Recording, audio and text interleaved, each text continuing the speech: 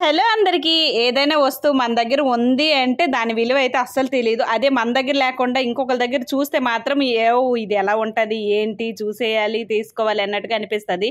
ఈ ఫ్రూట్స్ వచ్చిన స్టార్టింగ్లో అయితే ఆహా డ్రాగన్ ఫ్రూట్స్ కూడా తింటున్నారా, ఇలా మనం కొనగలమా, తినగలమా అన్నట్టుగా అనిపించేస్తాయి. ఇంకా రాను రాను తిని అన్నీ అయిపోయిన తర్వాత సింతేనా, ఇవేమి టేస్ట్ ఉండవులే అని ఇంట్లో ఎవరు కూడా తినరు. అలా ఉంది సిచ్యువేషన్ అనమాట.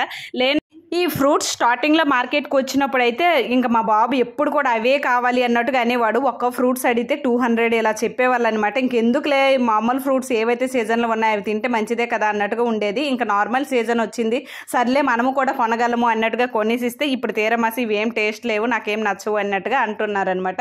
ఇంకా ఈ ఫ్రూట్స్ 1 కిలో తెచ్చి అయితే 4 డేస్ అయింది, ఎవరు కూడా ఇంట్లో తినట్లేదు. సో నేనే తినాలి అంతే అంటారు కదా, మనం కొన్నాం కాబట్టి మనం తినాలి అన్నట్టుగా, డబ్బులు ఇచ్చాం కాబట్టి మనకి ఆ విలువ తెలుస్తుంది అనమాట. మా బాబుకి అయితే ఈ ఫ్రూట్స్ అయితే నచ్చలేదు. అదే వేరే వాళ్ళ దగ్గర ఉన్నప్పుడు అయితే తినాలి తినాలి అన్నట్టుగా అంటాడు. అలా ఉంటుంది పిల్లల సిచ్యువేషన్. Bye bye.